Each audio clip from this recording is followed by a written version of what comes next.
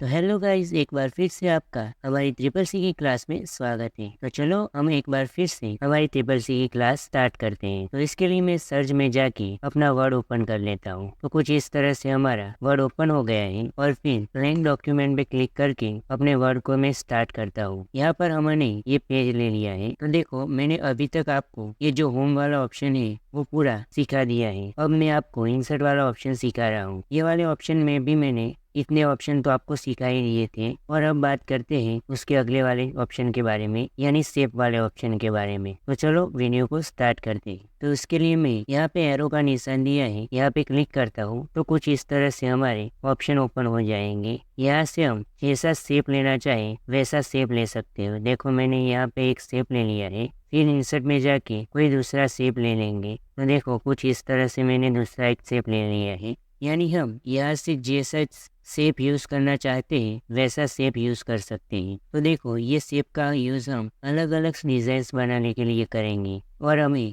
कोई लोगो बनाना है तो भी इसका यूज हम करेंगे। यहाँ पे आपको अलग अलग शेप दिखाई देंगे। अब देखो, हमने ये शेप को कुछ इस तरह से सिलेक्ट करेंगे तो यहाँ पे फॉर्मेट वाला ऑप्शन ओपन हो जाएगा। और यहाँ से हम अगर शेप एडिट करना चाहते हैं तो कुछ इस तरह से शेप एडिट में जाके कुछ इस तरह से यहाँ पे क्लिक करेंगे तो यहाँ पे आप जैसा शेप बनाना चाहो वैसा शेप बना सकते हो। तो देखो, मैंने कुछ इस तरह से अपना शेप को बना दिया है। यानी आप यहाँ से फॉर्मेट ऑप्शन में जो एडिट वाला शेप है उससे जो भी शेप बनाना चाहते हो वैसा शेप बना सकते हो।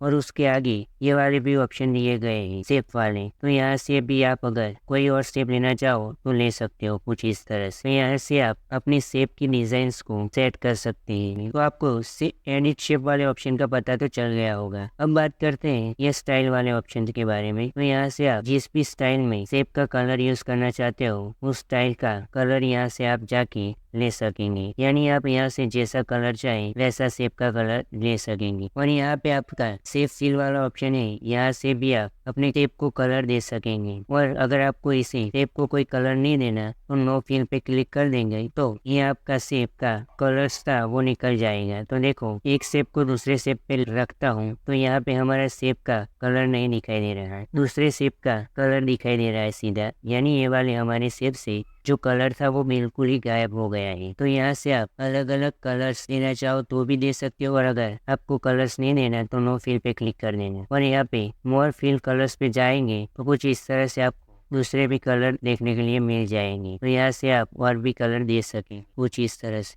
अब बात करते हैं ग्रेडियंट्स वाले ऑप्शन के बारे में। तो इससे हम कुछ इस टाइप से कलर्स देना चाहे तो दे सकते हो। देखो, कुछ इस तरह से। फिर बात करते हैं टेक्सचर के बारे में। तो यहाँ से आप कुछ इस टाइप की स्ट्रक्चर का भी यूज कर सकेंगे। तो यहाँ से हम जैसा टेक्सचर यूज करना चाहें वो कर सकते हैं। देखो, कुछ इस तरह से। अब बात करते हैं उसके नीचे दिए गए ऑप्शन के बारे में जिसे हम शेप आउटलाइन करते हैं। तो इससे हम शेप में जो आउटलाइन दी है उसका कलर देने के लिए इसका यूज करेंगे। तो देखो, यहाँ पर हमारी ब्लैक आउटलाइन आ गई है और यहाँ से हम थोड़ी आउटलाइन बढ़ा देते हैं ताकि आपको पता चले। तो देखो, यहाँ से आप जैसी आउटलाइन देना चाहें वैसी आउटलाइन दे सकते हैं कुछ इस तरह से। और अगर आपको आउटलाइन नहीं रखनी तो यहाँ पे नो आउटलाइन पे क्लिक करना, तो आपकी जो शेप में आउटलाइन नहीं होगी वो निकल जाएगी। अब बात करते हैं उसके नीचे वाले ऑप्शन के बारे में। तो ये भी आउटलाइन का है। यहाँ पर आप डॉट जैसी आउटलाइन देना चाहो वैसी आउटलाइन दे सकते। तो देखो, शेप वाले ऑप्शन में हम इतने ही ऑप्शन आपको यहाँ पे दिखाने चाहिए जो कि हमारे फॉर्मेट वाले ऑप्शन में आते हैं। बाकी जो ये वाले ऑप्शन है वो हम आपको बाद में सिखाने ही वाले हैं। अब मैं ये शेप को डिलीट कर देता हूँ। तो मैंने यहाँ पे शेप को डिलीट कर दिया है और इंसर्ट में आता हूँ और फिर अगला वाला ऑप्शन है स्मार्ट आर्ट वाला, वो आपको सिखाता हूँ। तो उसके लिए मैं उस पर क्लिक करूँगा। तो यहाँ से आप स्मार्ट आर्ट का यूज़ करना चाहो वैसे यूज़ कर सकते हो। जैसे कि लिस्ट का दिया गया है, प्रोसेस है, सर्कल है, पिरामिड दिया गया है, पिक्चर वाला है। यानी आप यहाँ से जैसा स्मार्ट आर्ट यूज़ करना चाहो वैसा यूज़ कर सकते हो। देखो, मैं यहाँ पे ये सर्कल वाला एक आपको यूज़ करके दिखा देता हूँ। तो यहाँ पे हमारा स्मार्ट आर्ट आ चुका है। अब यहाँ पे मैं सबसे पहले मंथ लिख देता हूँ। यानी यहाँ से अब प्रोसेस दिखाएंगे।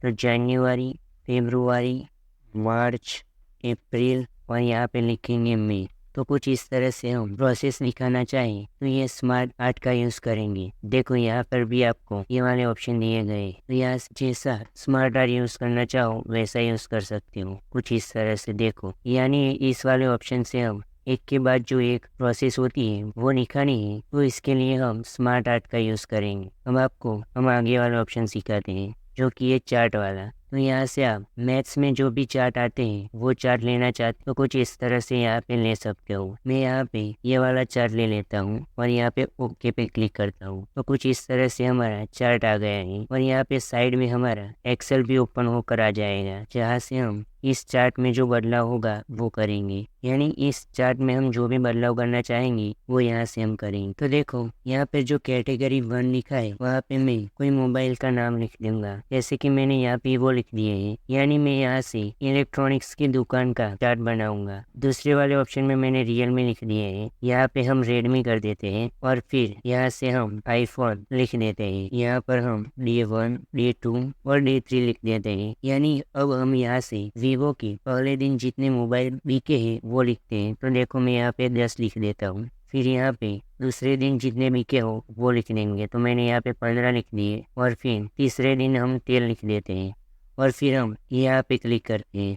तो यहाँ पे देखो ये वाले ऑप्शन आपको बढ़ते हुए दिखाई देंगे। यानी हम यहाँ से जब एक्सेल में चेंज करेंगे तो वो सीधा चार्ट में चेंज हो जाएगा। तो देखो कुछ इस तरह से मैं यहाँ पे आपको चार्ट नहीं बना के दिखा देता हूँ, फिर यहाँ से क्लोज कर सकते हो। तो देखो ये हमारा पूरा का पूरा चार्ट रेडी हो गया है। यानी आप यहाँ से जो चार्ट बनाना चाहते हैं वो चार्ट बना सकते हैं और यहाँ पे चार्ट का नाम भी दे सकते हैं। तो मैं मोबाइल चार्ट लिख देता हूँ, तो ये हमारा चार्ट रेडी हो गया है। अब बात करते हैं उसके अगले वाले ऑप्शन के बारे में, जिसे हम स्क्रीनशॉट कहते हैं। अगर आपको स्क्रीनशॉट इस वाले पेज की लेनी हो तो आपको सबसे पहले नया पेज लेना होगा और नया पेज लेने के लिए Ctrl+N दबाएंगे। ये हमारी शॉर्टकट की है न्यू पेज लेने की। और फिर स्क्रीनशॉट में जाके स्क्रीन क्लिपिंग में क्लिक करेंगे तो कुछ इस तरह से प्लस का आइकन दिखाई देगा और फिर यहाँ से ड्रैग करेंगे तो कुछ इस तरह से हम स्क्रीनशॉट ले सकेंगे। यानी हम यहाँ से कुछ इस तरह से स्क्रीनशॉट भी ले सकते हैं। अब बात करते हैं इस वाले ऑप्शन के बारे में। यहाँ से आप अगर कंप्यूटर में आपके नेट ऑन होगा तो यहाँ से आप वीडियो कोई भी लेना चाहो या देखना चाहो तो देख सकते हो।